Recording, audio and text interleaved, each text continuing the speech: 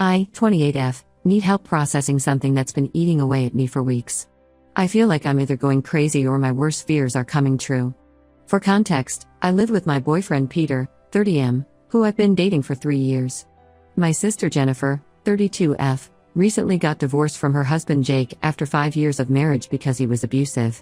She's 6 months pregnant and moved back in with our parents who live just 10 minutes from my place.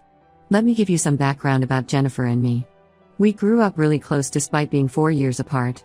She was always the life of every party, beautiful, outgoing, and popular. I was more reserved, focused on my studies and career. But we never let these differences affect our relationship. We told each other everything and supported each other through tough times. Jennifer met Jake in college through mutual friends. He seemed perfect at first, successful lawyer, charming personality, came from a good family. They dated for a year before getting married in a big ceremony. I was her maid of honor and remembered how happy she looked that day. Everyone thought they were the perfect couple. Things started changing about 2 years ago. Jake began showing controlling behavior. He would check Jennifer's phone, question her about male coworkers, and get angry if she spent money without telling him. He isolated her from friends and constantly criticized her appearance and decisions. I noticed the changes in my sister. She became quieter, stopped dressing up, and made excuses to skip family events. I tried helping her leave multiple times. I'd offer her a place to stay, sent her information about women's shelters, and even offered to help her financially. But she always defended Jake, saying he was just stressed from work or that she needed to be a better wife. Classic abuse victim behavior, but I felt helpless watching her suffer. When Jennifer got pregnant 6 months ago, Jake's behavior escalated. He accused her of cheating and claimed the baby wasn't his. He would disappear for days, ignore her calls, and leave her alone during severe morning sickness. The final straw came when he shoved her during an argument about her doctor's appointments. She finally left him and stayed with our parents while filing for divorce. Peter and I immediately offered our spare room, but Jennifer chose to stay with our parents. They have a bigger house and Mom could help with her pregnancy needs. She started visiting our house frequently, especially when I was at work. Peter works from home as a software developer, so he was always there when she came over. At first, I was happy they were getting along. Peter would make her tea, listen to her problems, and even helped her organize paperwork for her divorce. Jennifer seemed happier and more like her old self. She'd bring lunch for Peter sometimes or help him with household chores while I was working. But over the past few weeks, things have felt different. Peter's become secretive with his phone. He never leaves it unattended and changes his position if I walk behind him while he's texting. He started working late in his home office with the door closed, something he never did before. Jennifer's behavior has changed too. She dresses up more when visiting, wearing makeup and nice clothes despite claiming she feels sick from the pregnancy. She gets nervous if I come home early from work and finds excuses to leave quickly. Sometimes I catch her staring at Peter when she thinks no one's watching. I tried talking to our parents about my concerns. Mom dismissed them completely, saying I should be grateful that Peter is so supportive of my sister during her difficult time. She reminded me that Jennifer is vulnerable and needs all the support she can get. Dad thinks I'm being insecure and told me to stop creating problems where none exist. My best friend Sarah thinks I'm overreacting too. She said it's natural for Jennifer to seek male companionship after leaving an abusive marriage and Peter's just being kind. She suggested I might be projecting my own insecurities onto innocent interactions. Only my cousin Amy sees what I see. She visited last weekend and noticed how Peter and Jennifer sat unusually close on the couch. She said they seemed to have inside jokes and would look at each other when someone said something funny, instead of joining in the general laughter. But when she mentioned this to our other cousins, they accused her of stirring up drama. I feel stuck and confused. Peter has always been an amazing boyfriend. When I lost my job last year, he supported me emotionally and financially without complaint. He's talked about marriage, helped me plan my career, and even learned to cook my favorite meals. Could he really be betraying me with my own sister? Jennifer and I share so many childhood memories. She was there for me during my first breakup, helped me move cities for my job, and always defended me against bullies. How could she do this to me if my suspicions are true? But I can't ignore the signs. Peter doesn't kiss me goodbye anymore unless I initiate it. Jennifer makes excuses to avoid being alone with me.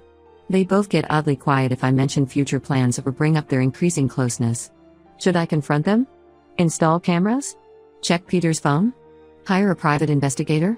Or am I really just being paranoid and risking 2 important relationships with my unfounded suspicions?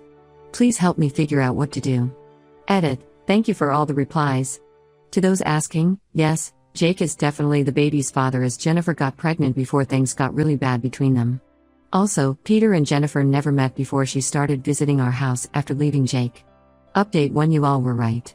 I discovered the truth about their affair, and it's even worse than I imagined.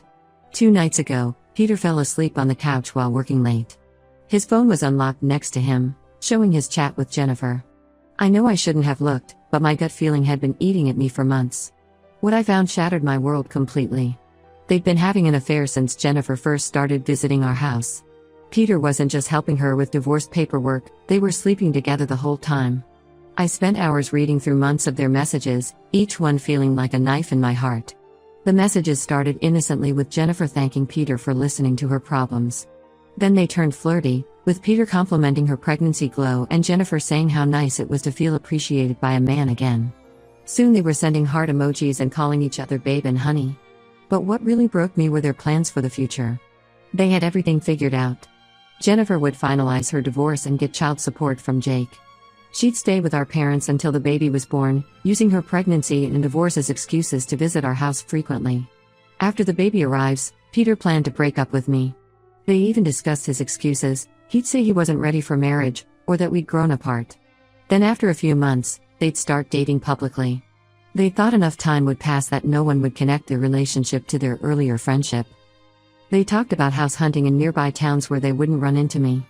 Peter promised to help raise Jennifer's baby as his own. They joked about how well they'd fooled everyone, especially me.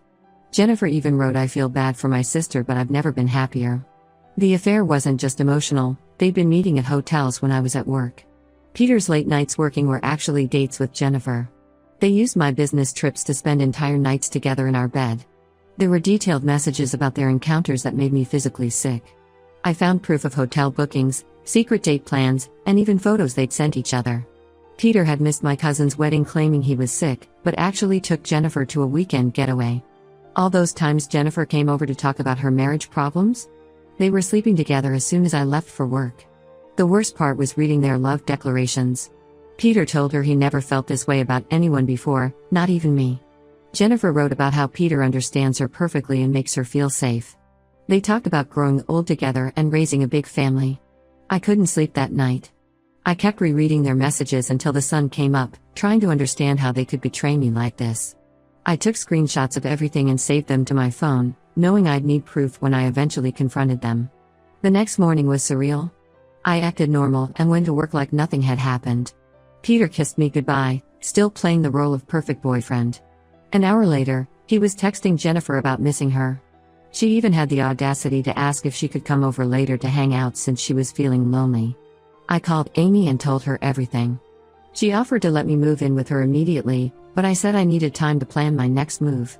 We agreed that exposing them at Jennifer's upcoming baby shower would give them the public humiliation they deserved. I've started secretly moving my important documents and irreplaceable items to Amy's house. I'm looking for a new apartment and updated my resume in case I need to find a job in another city.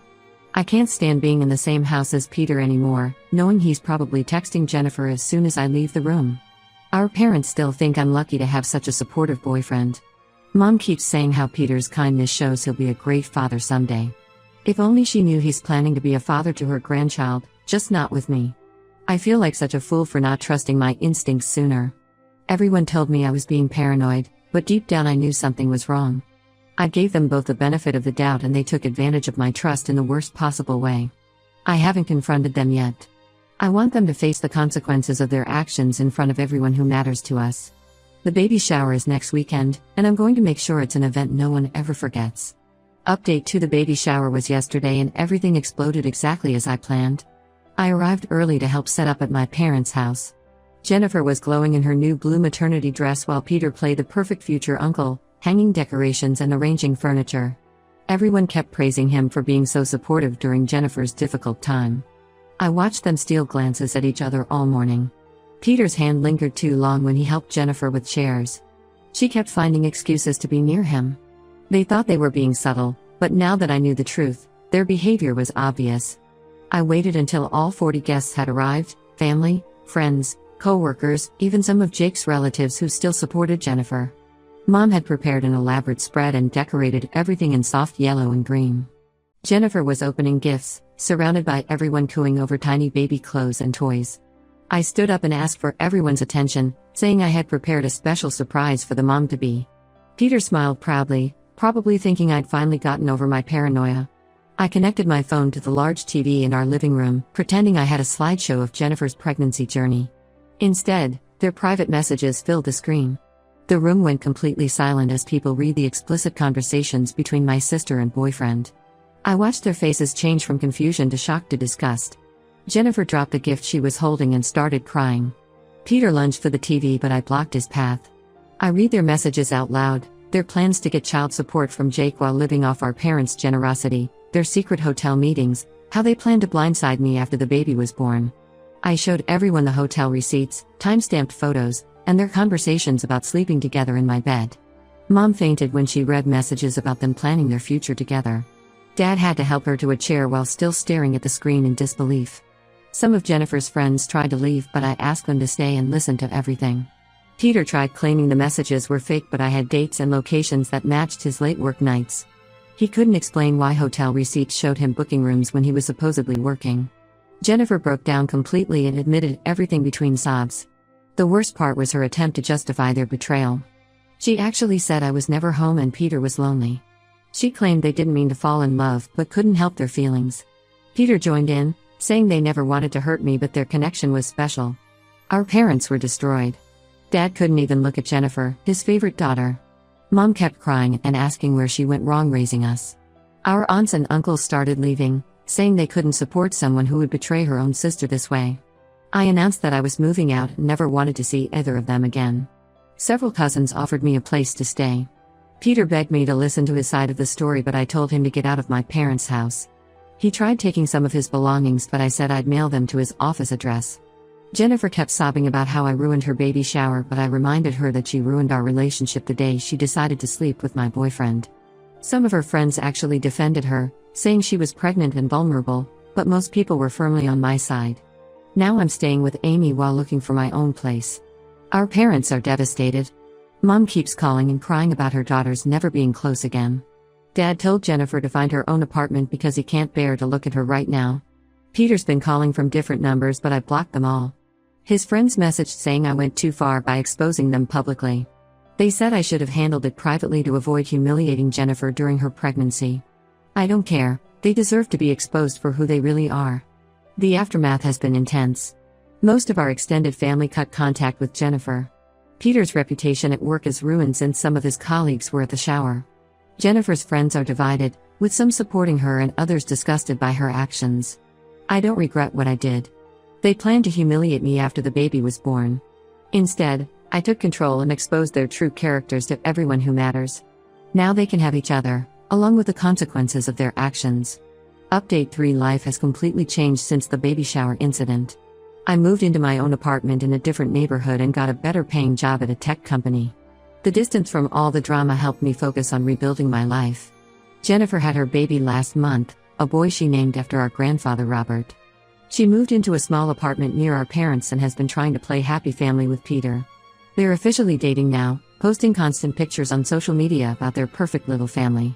Peter acts like a proud dad in all their photos, completely ignoring how their relationship started. But karma hit them hard. Jake found out about Jennifer's affair through mutual friends who attended the baby shower. He immediately filed for full custody, using her affair with Peter as proof of her unstable character and poor decision-making. He's refusing to pay any child support until a paternity test confirms he's the father. Jennifer is struggling financially since Peter isn't as supportive as he promised. His big talk about providing for her and the baby disappeared when reality hit. She had to take a part-time job while still recovering from childbirth because Peter's help barely covers her rent. Our parents are trying to maintain separate relationships with both of us. Mom hosts Sunday dinners with Jennifer one week and me the next. Dad still barely speaks to her but sees the baby sometimes. Most of our extended family sided with me and cut contact with Jennifer completely. Peter lost his remote job because he missed too many deadlines during their affair. His company discovered he was billing hours when he was actually meeting Jennifer at hotels. He's now working at a local tech startup making significantly less money. Amy saw them fighting at a grocery store about expenses and Peter's broken promises. Some family members suggested I try forgiving Jennifer for the sake of family unity. They said the baby deserves to know his aunt. I refused. She didn't just have an affair with my boyfriend, She plotted to humiliate me and steal my life. Having a baby doesn't erase her betrayal. Last week, Peter sent a long message saying he misses me and made a huge mistake. He claimed Jennifer is too needy and dramatic, not the person he thought she was. He complained about the custody battle stress and said he regrets losing me. I blocked him without responding. They deserve each other's misery. I'm casually dating again but taking things very slow. The whole experience taught me to trust my instincts and never ignore red flags. Sometimes cutting toxic people out of your life is necessary for your own peace, even if they're family. Mom still hopes Jennifer and I will reconcile someday, especially because of the baby. I told her that will never happen. Jennifer didn't just betray me, she spent months planning and lying while pretending to be a victim who needed support. That kind of calculated betrayal can't be forgiven. I don't attend any family events where Jennifer might be present. It hurts our parents, but they understand. They're trying their best to maintain relationships with both daughters without taking sides, but it's obviously awkward for everyone. That's my final update on this situation. Thanks everyone for your support through this mess. I'm in a much better place now without their drama in my life. Sometimes losing people you thought you could trust leads you to a better path.